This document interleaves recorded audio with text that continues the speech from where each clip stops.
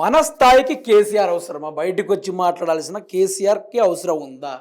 మన స్థాయికి ward member కూడా సరిపోతాడు అని నేను ఎవరిని అంటున్నా అంటే ముఖ్యమంత్రి రేవంత్ రెడ్డి గారిని అంటున్నా. ముఖ్యమంత్రి రేవంత్ రెడ్డి గారి మధ్యమ కాలంలో మాట్లాడిన మాటల పరంగా చూసుకుంటే టోటల్గా తెలంగాణ రాష్ట్రం నుంచి అబ్స్కాండ్ అయిపోయిన ముఖ్యమంత్రి రేవంత్ రెడ్డి గారు కనబడుతున్నాడు ఎక్కడైనా. ఇటు తబల వాయించేస్తున్నారు, అటు ఇటు ఇటు కేటీఆర్ గారు, ఇటు హరీష్ రావు గారు దుమ్ము లేపుతా ఉన్నారు ఈ మధ్యలో. ఎట్లా అంటే ఈ యొక్క ఎన్నికల నిబంధనల గురించి కానీ, లేకుంటే బీఆర్ఎస్ పార్టీ సభ్యత్వ నమోదుల గురించి కానీ, వీటన్నిటిపైన బీఆర్ఎస్ పార్టీ వాళ్ళు అడుగడుగున ఇటు కేటీఆర్, హరీష్ రావు గారు బ్రహ్మాండంగా వాళ్ళ పాత్రను ఎట్లా పోషిస్తూ ఉన్నారు అంటే గ్రౌండ్ లెవెల్లో ఉతికారేస్తూ ఉన్నారు. ఒక్కొక్క మాటతోటి బాంబులు వెలుస్తూ ఉన్నారు, ఒక్కొక్క మాటతోటి ప్రజల్ని చైతన్యవంతం చేస్తూ ఉన్నారు. కాంగ్రెస్ పార్టీ వాళ్ళు కాంగ్రెస్ పార్టీని వీడి బీఆర్ఎస్ పార్టీ సభ్యత్వం నమోదు చేసుకోవడానికి సిద్ధంగా ఉన్నారు. ఈరోజు ఎన్నికల నిబంధనల గురించి కానీ, ఓటు హక్కుల గురించి కానీ వాళ్ళు వివరించుకుంటూ తిరుగుతూ ఉన్నారు. ఇందులో మీరు ఒకటి అర్థం చేసుకోవాలి ఏంటంటే కేసీఆర్ బయటికి వస్తే మాట్లాడతా, ఈ పిరగాలతో నేను మాట్లాడన్నాడు కదా, మాట్లాడని చెప్పింది కదా ముఖ్యమంత్రి రేవంత్ రెడ్డి గారు. ఈరోజు హరీష్ రావు మాట్లాడితే రేవంత్ రెడ్డి బొగ్గు స్కామ్ మొత్తం బయట పెట్టి పడేసిండు. ఇటు కేటీఆర్ గారు మాట్లాడితే రేవంత్ రెడ్డి మాటకు మాట ప్రతి తూట లెక్క పేలుస్తా కేటీఆర్ గారు ఇటు చేస్తూ ఉన్నారు. ఇటు హరీష్ రావు గారేమో తెలంగాణ రాష్ట్రంలో ఉన్న కార్యకర్తలు బలపరుస్తూ, ఇటు కాంగ్రెస్ కార్యకర్తలు పార్టీలో వస్తూ ఉన్నా కూడా వాళ్ళని ఆహ్వానించుకుంటూ పార్టీని బలపరుస్తూ ఉన్నాడు.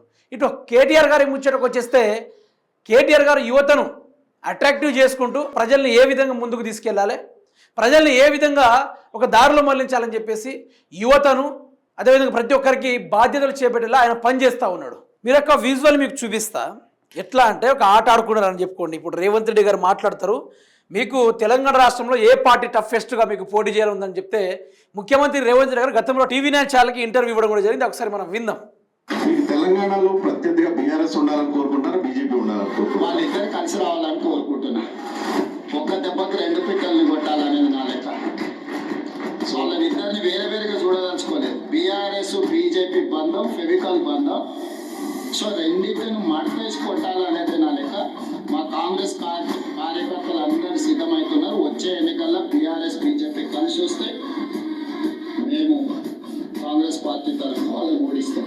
ఎవడన్నా ఇప్పుడు నేను నాకు తెలియక అడుగుతాను, నాయకుడు మీకు ఎవరు ఆదర్శం రాబాయ్ అంటే ఒక గాంధీ ఆదర్శం అంటాడు, ఒకడు అంబేద్కర్ ఆదర్శం అంటాడు, ఒకడు లేకపోతే ఎన్టీ రామారావు అంటాడు, ఒకడు కేసీఆర్ అంటాడు. కానీ నాకు రావణాసురుడు ఆదర్శం అంటాడు. ఎవరు చూసినారు? ఇప్పుడు రాముడు ఆదర్శం అంటారు కానీ రావణాసురుడు ఈయన గట్లనే ఈయనకు వచ్చిన బట్లర్ ఇంగ్లీష్లా హిట్లర్ నాకు ఆదర్శం అన్నాడు. నీకు హిట్లర్ ఎవడో నీకు ఎరికేనా అసలు? వాడు ఎన్ని లక్షల మందిని చంపిండో తెలుసా నీకు? హైడ్రా అనట హిట్లర్ ఫేవరెట్ పదం అట.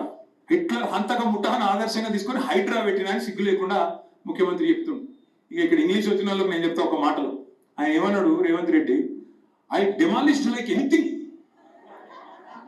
ఎవడన్నా కూలగొట్టి సిగ్గు లేకుండా చెప్పుకుంటా అక్కడ నాకు అర్థం కాదు. ఐ డెమాలిష్డ్ లైక్ ఎనీథింగ్ అట. ఇరాను ఇజ్రాయిల్ లెక్క తయారైంది మా తెలంగాణ అని చెప్పుకుంటాడు సిగ్గులేనుడు. బట్టి విక్రమార్క గారు మంచిర్యాల పోయిండు, హరీష్ రావు ఇట్లా అంటుండు అట్లా. నేను అడిగింది సీదా కుల్లా జైపూర్ పవర్ ప్లాంట్ కు రాష్ట్ర ప్రభుత్వం ఆమోదం చేసిందా లేదా? డిపిఆర్ అప్రూవ్ అయిందా లేదా చెప్పు బట్టి గారు. పీపీఏ ఉందా లేదా? పీపీఏ లేకుండా పని ఎందుకు స్టార్ట్ చేసిందో చెప్పు బట్టి గారు. 40 లక్షల టన్నుల బొగ్గు ఉన్నదా, మాయమైందా? ఇద్దరం కలిసి పోదాం బట్టి గారు. నిజంగా బొగ్గు ఉంటే చూపి, నేను సారీ చెప్తా. బొగ్గు లేకపోతే నువ్వు రాజీనామా చేస్తావా బట్టి గారు? తయారున్నావా అంటే సపోర్ట్ చేస్తలేడు, దాని మీద చెప్తలేడు. ఇది ఇప్పుడు హరీష్ రావు గారు, కేటీఆర్ గారు మాట్లాడితే ఒక విజనరీ సభ ఏంది, సభ ఉద్దేశం ఏంది దాని గురించి మాట్లాడతారు. ఇప్పుడు రేవంత్ రెడ్డి ఏంటంటే కక్షపూరిత రాజకీయాలు, కుట్రా కోణాలు, కుతంత్రాలు, ఇవి తప్ప ఆయన ముఖంలో నాకు ఏదైతే అవపడలేదు. అభివృద్ధి చేయాలి, మంచిగా తెలంగాణ రాష్ట్ర ప్రజల్ని ముందుకు నడపాలి, అభివృద్ధి బాటలో వైపు అడుగులేయాలని చెప్పేసి ఆయన నోటి నుంచి నాకు ఎప్పుడు వినబడలేదు.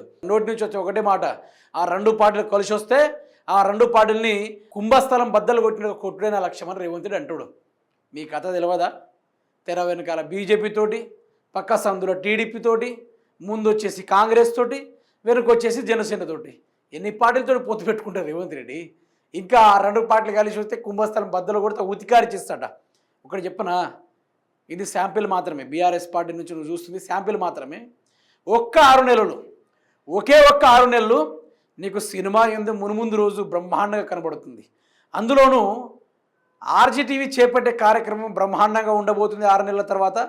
ఆ దెబ్బ ఎట్లుండదు అంటే రేవంత్ రెడ్డి గారు ఊర్లలో పోయి ఏ మాట చెప్పి ఓట్లు అడగాలి అనే స్థాయి దాకా తీసుకుపోతా. నేను ఏ పార్టీకి ఫేవర్ అని కాదు, ఇక్కడ ప్రజలు ఇబ్బంది పడుతుంటే వడ్లు దడిచిపోయి ఇప్పుడు ఆగమవుతుంటే దాని గురించి ముఖ్యమంత్రి రేవంత్ రెడ్డి గారు మాట్లాడరు. కానీ అధికారులను పట్టించుకుంటలేరు. ఆ ఇద్దరితో నా వల్ల కాదు, ఇటు కేటీఆర్ గారు ఇటు హరీష్ రావు గారు ఇద్దరు కలిసి నన్ను వాయించేస్తూ ఉన్నారు, నా వల్ల కావడం లేదని చెప్పేసి ఈ సీక్రెట్ చిట్ చాటింగ్లు దేనికోసం, ఈ రాహుల్తో ఈ మీటింగ్ దేనికోసం, ఇంకోటి ఢిల్లీలో ఎవరితో చెప్తున్నాడు, నరేంద్ర మోడీతో చెప్తున్నాడు. వాళ్ళిద్దరితో నా వల్ల కాదు, వాళ్ళను ముఖ్యమంత్రిగా లెక్క చేయడం లేదు, జనాల్లోకి వెళ్ళిపోతూ ఉన్నారు, ఏ స్కామ్ అయినా ఎట్లనే బయట పెడతా ఉన్నారు, అసలు వాళ్ళ దగ్గర ఏ ఇంటెలిజెన్స్ ఉంది, వాళ్ళ దగ్గర ఏం అస్త్రం ఉంది, వాళ్ళ బ్యాక్గ్రౌండ్ ఏందని చెప్పేసి నరేంద్ర మోడీ గారితో ఆచి పెట్టుకున్నాడు ఎవరు, రేవంత్ రెడ్డి. ఎట్లా చేసైనా సరే వాళ్ళని కంట్రోల్ చేయండి, సిబిఐని పంపిస్తారా, ఈడీని పంపిస్తారా, ఏదైనా చేయండి అంటే నరేంద్ర మోడీ గారు అన్నారట, ఆళ్ళను ముట్టుకుంటే ఇప్పటికి మాత్రం ఢిల్లీ గద్దలు కూలేరు మాత్రం ఖాయం, ఆళ్ళను ముట్టుకుంటే వాళ్ళ తెలంగాణ మొత్తం అల్లకొల్లను చేయడం ఖాయం, నిన్ను ఉరికిచ్చుడు ఖాయం అని చెప్పేసి నరేంద్ర మోడీ చెప్పిండట. మరి ఏం చేయమంటారు, వాళ్ళిద్దరిని తట్టుకోవడం ఎట్లా అని చెప్పేసి ఇటు రేవంత్ రెడ్డి గారు రాహుల్ గాంధీ తోటి నరేంద్ర మోడీ తోటి ఇద్దరితో డిస్కషన్ చేశారట. ఏం లాభం, చేసి ఏం లాభం, చేసి ఏం లాభం. సో నేను ఏమంటున్నా అంటే ముఖ్యమంత్రి రేవంత్ రెడ్డి గారికి అనుకుంటుండే కావచ్చు, కేసీఆర్ బయటికి వస్తేనే మాట్లాడతా, కేసీఆర్ బయటికి వస్తే నేను అభివృద్ధి చేస్తా, కేసీఆర్ బయటికి వస్తే ప్రాజెక్టుల లెక్కలు చెప్తా, కేసీఆర్ బయటికి వస్తే ఈ అప్పుల వివరాలు చెప్తా అంటే కేసీఆర్ నీలాంటి పట్టించుకోడు. గౌరవ తెలంగాణ సాధకుడు, తెలంగాణ తొలి ముఖ్యమంత్రి కేసీఆర్ గారు నిన్నంటూ పట్టించుకోడు. నేను మొన్ననే చెప్పిన, రోడ్డు మీద కుక్కెళ్తుంటే అది కర్రె కుక్క కదా అని అంటాడు కేసీఆర్, అంతే తప్ప ఆయన ముఖ్యమంత్రి రేవంత్ రెడ్డి కదా అని ఎప్పుడు అనడు. అనబోడు కూడా. రాబోయే రోజుల్లో ఆయన సభలు పెట్టబోతున్నారు 2027లో, అయినా కూడా బస్సు యాత్రలు చేసినా కూడా నీ పేరే తీయడు. మానసికంగా కృంగిపోడు తప్ప ఏం దక్కదు ముఖ్యమంత్రి రేవంత్ రెడ్డి గారు. కేసీఆర్ గారు ఒక్కరికి ఇలవయ్యాలంటే అట్లీస్ట్ రైతునైనా దగ్గర పోయి మాట్లాడతాడు, ఎట్లుంది మన వ్యవసాయం, ఎట్లుంది ఇప్పుడు ఎట్లా, అప్పుడు ఎట్లుండే ఇప్పుడు ఎట్లయిందని చెప్పేసి రైతుల దగ్గర పోయి ఆరాధిస్తాడు. కానీ నిన్ను పట్టించుకోడు. ఈరోజు రాష్ట్రంలో పనిచేస్తున్న కార్మిక వర్గం వాళ్ళు ఎవరైతే ఉన్నారో వాళ్ళ దగ్గరికి వెళ్ళైనా కేసీఆర్ మాట్లాడతారు, కానీ నిన్ను పట్టించుకోడు. కేసీఆర్ చిన్న పిల్లనైనా మందలిస్తాడు, కానీ నిన్ను మాత్రం మందలియడు. కేసీఆర్ రోడ్ల మీద పోతున్న గొర్రెలను చూసి గొర్రె అంటాడు, కానీ మిమ్మల్ని చూసి ముఖ్యమంత్రి అనడు. నేను ఏమంటున్నా అంటే ఇప్పుడు కేసీఆర్ స్థాయి దాకేందుకు వాళ్ళిద్దరు క్వశ్చన్లకు సమాధానం చెప్పు, వాళ్ళు వేసే సవాళ్ళకు సమాధానం ఇవ్వు. చూద్దాం రాబోయే రోజుల్లో ఏం జరగబోతుంది, ఏం కాబోతుంది. నేను 2034 దాకా ముఖ్యమంత్రి ఉంటా అని చెప్తున్నావు. ఇప్పుడు ఆర్జీటీవీ చేపట్టిన సర్వే పరంగా చూసుకుంటే, జననాడి పట్టుకుంటే ఇక్కడ 70% బీఆర్ఎస్నే తలుచుకుంటున్నారు. 70% ఆషామాషి కాదు, 70% బీఆర్ఎస్ పార్టీని, కేసీఆర్ యొక్క పరిపాలన తలుచుకుంటున్నారు.